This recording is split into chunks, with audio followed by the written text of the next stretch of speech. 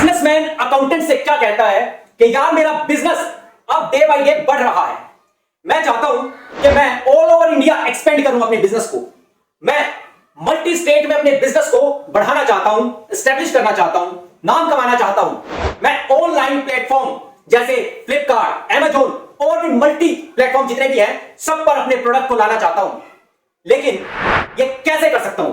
क्या इसके लिए मुझे जीएसटी रजिस्ट्रेशन लेना होगा?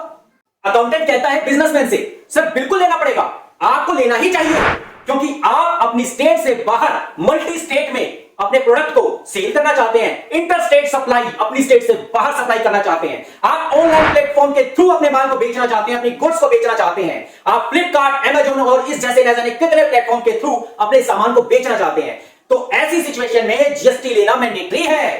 सर जीएसटी का सेक्शन 24 क्लियर कट कहता है, उसमें बहुत ही साफ साफ लिखा हुआ है कि जो लोग जीएसटी में इंटर स्टेट सप्लाई करते हैं ना, उन लोगों के लिए मैंडेटरी है जीएसटी रजिस्ट्रेशन लेना, चाहे वो 1 रुपए की सप्लाई क्यों ना कर रहे हो।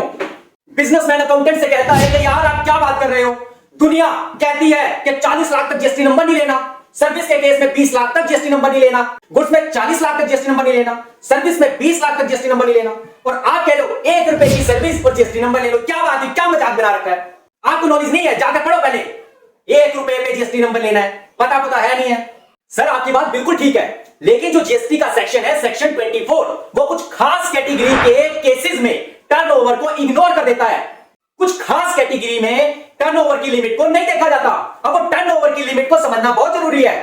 बिजनेसमैन कहता है अच्छा मुझे भी बता जरा कौन कौन सी कैटेगरी है, पता तो चले। अकाउंटेंट बिजनेसमैन से कहता है सर पहली कैटेगरी है इंटर स्टेट सप्लाई। अगर कोई बिजनेसमैन अपनी स्टेट से बाहर माल भेज रहा है तो उसे जीएसटी नंबर लेना मैंडेटरी है, चाहे 1 रुपए का ही क्यों ना हो, उसमें टर्नओवर नहीं देखा जाता। दूसरा केस, अगर कोई बिजनेसमैन ऑनलाइन प्लेटफॉर्म के माध्यम से अपनी सेल कर रहा है, चाहे स्विगी, जोमेटो, फ्लिपकार्ट, अमेजोन और मैनी मोर जितने भी प्लेटफॉर्म है, तो उनके लिए जीएसटी लिमिट नहीं देखी जाती। वो चाहे 1 रुपए का करे या 2 रुपए का करे, करोड़ रुपए का करे, उनके लिए मैंडेटरी है, जीएसटी नंबर लेना ही पड़ेगा। तीसरा है आरसीएम, रिवर्स चार्ज मैकेनिज्म। जो लोग रिवर्स चार्ज मैकेनिज्म के तहत टैक्स पे करते हैं उन लोगों को भी जीएसटी नंबर लेना मैंडेटरी है। वो टर्नओवर नहीं देखा करते उसमें। जीएसटी का सेक्शन 24 साफ साफ कहता है इस बारे में। और चौथा केस है sir ISD, input service distributor. जो लोग इनपुट सर्विस डिस्ट्रीब्यूटर के तहत जीएसटी नंबर लेते हैं, जिनका मल्टी स्टेट ब्रांचेस होती हैं और जो अपनी स्टेट मतलब ब्रांचों में आईटीसी को डिस्ट्रीब्यूट करना चाहते हैं सही तरीके से, सही मेथड से, वो आईएसटी में रजिस्ट्रेशन लेते हैं। और जो आईएसटी में रजिस्ट्रेशन लेगा मैंडेटरी है, उसे जीएसटी रजिस्ट्रेशन लेना ही पड़ेगा। बिजनेसमैन बड़ी हैरानी से, अच्छा इसका मतलब मैं ऑनलाइन प्लेटफॉर्म पर सेल करूंगा, फ्लिपकार्ट, मिंत्रा और ये अमेज़न पर सेल करूंगा, तो मुझे जीएसटी नंबर लेना पड़ेगा? अकाउंटेंट कहता है बिल्कुल सर, यही तो समझा रहा हूं। जीएसटी का सेक्शन 24 इसी बारे में बात कर रहा है, क्लियर कट मेंशन है, आप देखिए तो सही क्या लिखा है इसके अंदर। बिजनेसमैन कहता है अगर मैं नहीं लेता जीएसटी नंबर, नहीं लेता मैं जीएसटी नंबर, मेरी मर्जी, कोई क्या कर लेगा, नहीं लेता जाओ, मैं तो ऐसे ही बिजनेस करूंगा। अकाउंटेंट कहता है सर अगर जीएसटी एलिजिबल है और आप नहीं ले रहे हैं तो आपके ऊपर इंटरेस्ट, पेनल्टी और टैक्स सब वसूल किया जाएगा, आपसे सब वसूल किया जाएगा।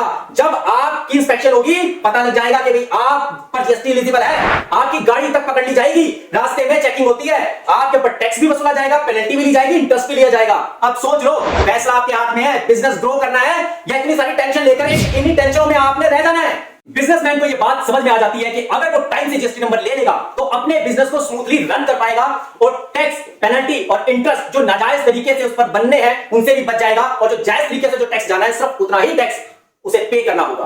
बिजनेसमैन कहता है कि अब मुझे समझ में आ गया ये सेक्शन 24 कितना इंपॉर्टेंट है, कितना जरूरी है। अगर हम इसे फॉलो कर लें तो हम आने वाली कितनी सारी मुसीबतों से बच सकते हैं और अपने बिजनेस को ग्रो कर सकते हैं, आगे बढ़ा सकते हैं और टेंशनों से परे रहेंगे हम, अगर हम सेक्शन 24 को फॉलो कर लें। अगर आपको जीएसटी के प्रोविजन को समझने में कोई भी दिक्कत या परेशानी आ रही है तो आप कमेंट में लिखिए अपनी परेशानी, हम उसका समाधान आपको देंगे।